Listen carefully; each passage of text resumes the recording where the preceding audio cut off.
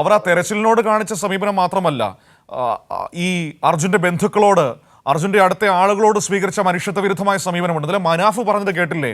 ഈ തെരച്ചിലൊന്ന് ഊർജിതമാക്കാൻ ആവശ്യപ്പെട്ടപ്പോൾ അദ്ദേഹത്തെ മർദ്ദിക്കുകയാണ് ചെയ്തതെന്ന്.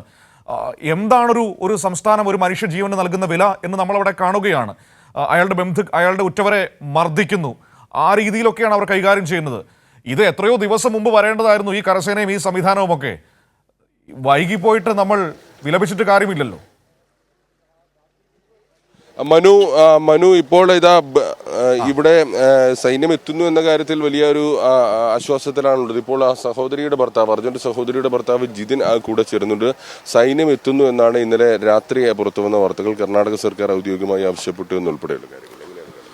സൈന്യം ഇന്ന് 9:10 മണിയാകുമ്പോഴേക്ക് എത്തുന്നതാണ് അറിയാൻ പറ്റിയിരിക്കുന്നത്. എന്നെ കുറേ ആൾക്കാർ ബന്ധപ്പെട്ടിരുന്നു. മാധ്യമ സുഹൃത്തുക്കളല്ലാണ്ട് ഇവിടുത്തെ മിനിസ്റ്റേഴ്സ് ലെവലിലെ ആൾക്കാർ എന്നെ ബന്ധപ്പെട്ടിരുന്നു.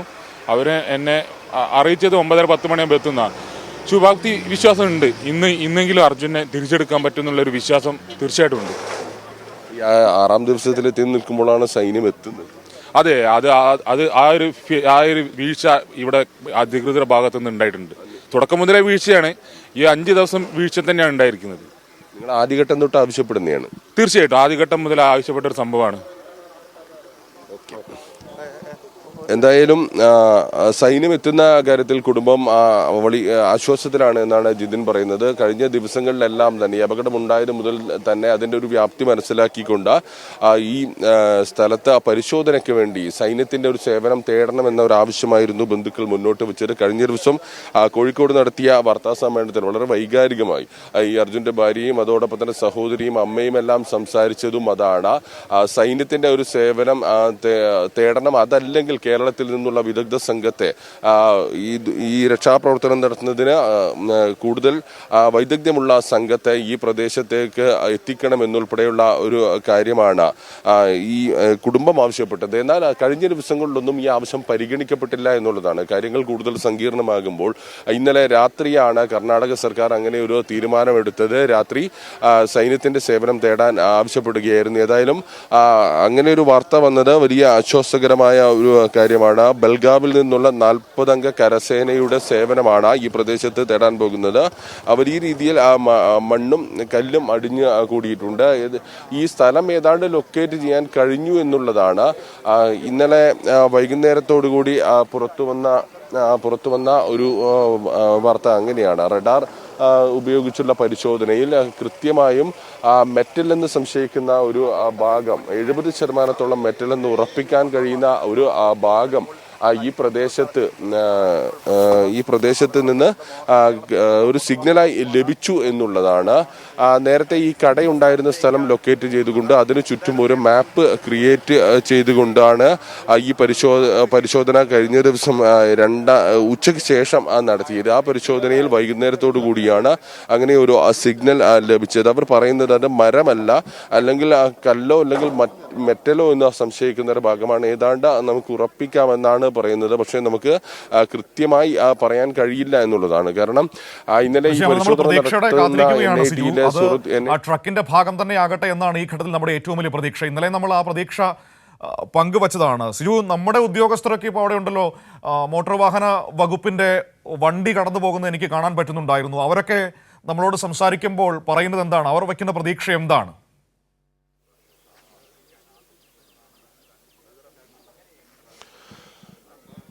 കേരളത്തിൽ നിന്നുള്ള മോട്ടോർ വാഹന വകുപ്പിന്റെ ഉദ്യോഗസ്ഥർ, അതോടൊപ്പം തന്നെ പോലീസ് ഉദ്യോഗസ്ഥരെല്ലാം തന്നെ സ്ഥലത്തുണ്ട്. കാര്യങ്ങൾ കൃത്യമായി വിലയിരുത്തുന്നതിന് വേണ്ടിയാണ് സർക്കാർ ഇവരെ ചുമതലപ്പെടുത്തിയിരിക്കുന്നത്. കാസർഗോഡ് നിന്നുള്ള പോലീസ് സംഘം, ഡിവൈഎസ്പി പ്രേംസദന്റെ നേതൃത്വത്തിലുള്ള സംഘം ഇവിടെയുണ്ട്. മോട്ടോർ വാഹന ഇൻസ്പെക്ടർ ചന്ദ്രഹാസന്റെ നേതൃത്വത്തിലുള്ള സംഘമുണ്ട്. പ്രധാനമായും ഇവർ ഈ സ്ഥലത്ത് രക്ഷാപ്രവർത്തനം ഏത് രീതിയിൽ നടക്കുന്നു എന്ന് വിലയിരുത്തുന്നതിന് വേണ്ടിയാണ് ഇവരെ സർക്കാർ ചുമതലപ്പെടുത്തിയിരിക്കുന്നത്. കൃത്യസമയത്ത് എല്ലാ ദിവസവും സ്ഥലത്തെത്തി രക്ഷാപ്രവർത്തനം തുടരുന്ന സമയം വരെ അവർ അവിടെ നിൽക്കുന്നുണ്ട്. ഇന്ന് ഏതായാലും ഈ തെരച്ചിലുമായി ബന്ധപ്പെട്ട് വളരെ പ്രധാനപ്പെട്ട കാര്യങ്ങൾ, പ്രതീക്ഷ നൽകുന്ന വിവരങ്ങൾ നൽകാൻ കഴിയും. ആ നിലയിലേക്ക് തെരച്ചിൽ സുഗമമായി പുരോഗമിക്കുമെന്ന തരത്തിലുള്ള വിവരങ്ങളാണ് അവർ നൽകുന്നത്. ഇന്ന് സംസാരിക്കാൻ അവർ തയ്യാറായിരുന്നില്ല. കഴിഞ്ഞ ദിവസം രക്ഷാപ്രവർത്തനവുമായി ബന്ധപ്പെട്ട കാര്യങ്ങളെല്ലാം തന്നെ വിശദമായി അവർ സംസാരിച്ചിരുന്നു. ഏതായാലും ഈ സൈന്യം ഒരു 10 മണിയോടുകൂടി എത്തുമെന്നൊരു വിവരമാണ് ലഭിക്കുന്നത്. ബൽഗാവിൽ നിന്നുള്ള കരസേനയുടെ സംഘമാണ് എത്തുന്നത്. സൈന്യം കൂടി എത്തുന്നതോടുകൂടി ദ്രുതഗതിയിലുള്ള പരിശോധനകൾ നടക്കുമെന്നാണ് പ്രതീക്ഷിക്കുന്നത്. ഇന്നിപ്പോൾ രാവിലെ തെരച്ചിൽ ആരംഭിച്ചിട്ടുണ്ട് എന്നാണ് അറിയാൻ സാധിക്കുന്നത്. സംസ്ഥാന ദുരന്ത നിവാരണ സേനയുടെ കൂടുതൽ അംഗങ്ങളെ പ്രദേശത്തേക്ക് എത്തിച്ചിട്ടുണ്ട്. അതോടൊപ്പം തന്നെ NDRF സംഘമുണ്ട്, പോലീസ് അഗ്നിരക്ഷാ സംഘങ്ങളുണ്ട്.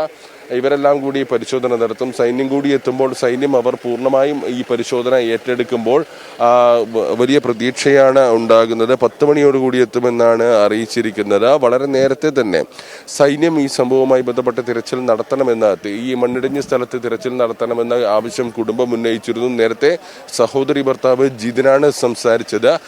ജിതിൻ സംസാരിക്കുമ്പോൾ പറഞ്ഞത്, ഈ അപകടമുണ്ടായ 6 ദിവസം തൊട്ട് തന്നെ GPS സിഗ്നലുമായി ബന്ധപ്പെട്ട്, GPS സിഗ്നൽ ഈ മണ്ണിടിഞ്ഞ ഭാഗത്താണ് ഉള്ളത് വാഹനത്തിന്റെ എന്നുൾപ്പെടെയുള്ള കാര്യങ്ങൾ കൈമാറിയിരുന്നു.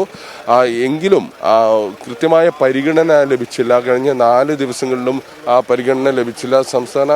സംസ്ഥാനം കേരളം ഇടപെടുമ്പോൾ മാത്രമാണ് ഈ കാര്യത്തിൽ തിരച്ചിലുമായി ബന്ധപ്പെട്ട് കാര്യക്ഷമമായ രീതിയിലേക്കുള്ള ഒരു ഇടപെടലിലേക്ക് കർണാടകം പോയത് എന്നുള്ളതാണ്. ഏതായാലും ഇന്നലെ രാത്രി അങ്ങനെ ഒരു തീരുമാനമെടുത്തത് ആശ്വാസമാണ്.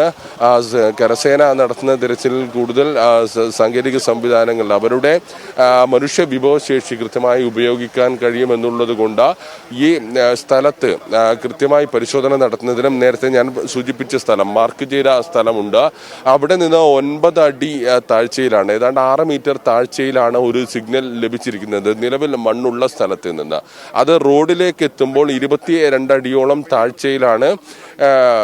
താഴ്ചയാണ് ഉള്ളത് എന്നാണ് പറയുന്നത്. അപ്പോൾ സ്വാഭാവികമായും ഒരു 9 അടി മണ്ണ് നീക്കം ചെയ്യാൻ കഴിഞ്ഞാൽ ഈ സിഗ്നലുമായി ബന്ധപ്പെട്ട് ഒരു വ്യക്തത വരും എന്നാണ് മനസ്സിലാക്കുന്നത്. ആ ഭാഗത്ത് നമ്മുടെ മുൻപിലുള്ള ഒരു പ്രധാനപ്പെട്ട സംശയം, ഇന്നലെയൊക്കെ നമ്മൾ ആ ദൃശ്യങ്ങളിൽ കണ്ടത് ആകെ 1-2 JCB അല്ലെങ്കിൽ 3-4 JCB, അതിനപ്പുറത്തേക്ക് അവിടെ മറ്റൊന്നും ഇല്ല എന്നുള്ളതാണ്.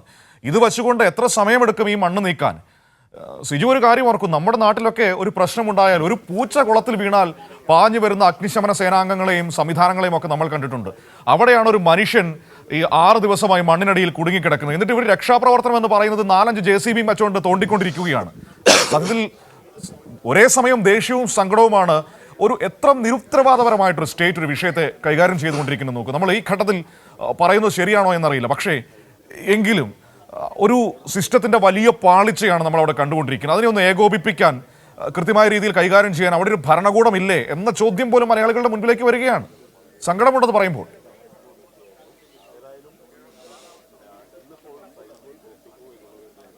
വളരെ ദുഃഖകരമായ കാര്യം തന്നെയാണ്. കഴിഞ്ഞ ദിവസവും ഈ സ്ഥലത്തെത്തിയ ശേഷം ഈ നേരത്തെ നമ്മളോട് സംസാരിച്ച അർജുന്റെ സഹോദരിയുടെ ഭർത്താവ്, അതോടൊപ്പം തന്നെ ലോറി ഉടമ മനാഫ് ഉൾപ്പെടെയുള്ള ആളുകൾ പറഞ്ഞത് ഒരു പ്രൊഫഷണലിസം ഇല്ല, അതായത് കാര്യങ്ങൾ കൃത്യമായി ഏകോപിപ്പിക്കുന്നതിന് വേണ്ടിയുള്ള ഒരു സംവിധാനമില്ല, തെരച്ചിൽ നടക്കുന്നു എന്നല്ലാതെ കൂടുതൽ ദ്രുതഗതിയിലുള്ള ഇടപെടൽ ഉണ്ടാകുന്നില്ല എന്ന വിമർശനം ഇന്നലെ വൈകുന്നേരവും ഉന്നയിച്ചിരുന്നു. കേരളത്തിൽ നിന്ന് ദൗത്യത്തിന്റെ ഭാഗമായ തിരുവനന്തപുരം സ്വമേധയ വന്ന ദൗത്യത്തിന്റെ ഭാഗമായി തിരുവനന്തപുരം സ്വദേശി രഞ്ജിത്ത് ഉൾപ്പെടെയുള്ള ആളുകൾ കഴിഞ്ഞ ദിവസം ഈ സിഗ്നൽ ലഭിച്ചതുമായി ബന്ധപ്പെട്ട് വന്ന് സംസാരിക്കുമ്പോൾ പറഞ്ഞത് അശാസ്ത്രീയമായ രീതിയിലുള്ള ഒരു തിരച്ചിലാണ് നടന്നിരുന്നത്, കൃത്യമായ ഒരു തിരച്ചിലായിരുന്നില്ല എന്നുള്ളതാണ്. എല്ലാവരും കൂടി വൈകുന്നേരത്തോടു കൂടി ഒരുമിച്ച് ചേർന്നപ്പോഴാണ് ശാസ്ത്രീയമായ രീതിയിലുള്ള ഒരു തിരച്ചിലിലേക്ക് കാര്യങ്ങൾ എത്തിക്കാൻ സാധിച്ചത് എന്നാണ് പറയുന്നത്. കൃത്യമായും ഈ കാര്യങ്ങൾ ഏകോപിപ്പിക്കാൻ ഒരു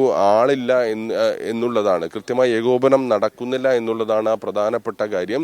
ഈ മണ്ണുമാന്തി യന്ത്രങ്ങൾ തന്നെ 5-6 മണ്ണുമാന്തി യന്ത്രങ്ങളാണ് അവിടെ ഉള്ളത്. പക്ഷേ വലിയ രീതിയിൽ മണ്ണ് നീക്കം ചെയ്യാനുണ്ട്. കൂടുതൽ സംവിധാനങ്ങൾ ഏർപ്പെടുത്തുക എന്നതിലേക്ക് കാര്യങ്ങൾ എത്തുന്നില്ല എന്നുള്ളത് വളരെ പ്രയാസകരമായ കാര്യമാണ്. ഏതായാലും സൈന്യം എത്തുമ്പോൾ ഈ പ്രശ്നങ്ങളെല്ലാം തന്നെ മാറുമെന്ന ഒരു പ്രതീക്ഷയാണ് ഉള്ളത്. അതാണ് അർജുന്റെ സഹോദരി ഭർത്താവ് ജിതിൻ അല്പസമയം മുമ്പ് ആ ഒരു പ്രത്യാശയാണ് പ്രകടിപ്പിച്ചത്. സൈന്യമെത്തുമ്പോൾ കൂടുതൽ കാര്യക്ഷമമായ രീതിയിലുള്ള ഇടപെടലും കൂടുതൽ സാങ്കേതിക സംവിധാനങ്ങളും ഉപയോഗിച്ചുകൊണ്ട് തിരച്ചിൽ നടത്തും എന്നുള്ളതാണ്.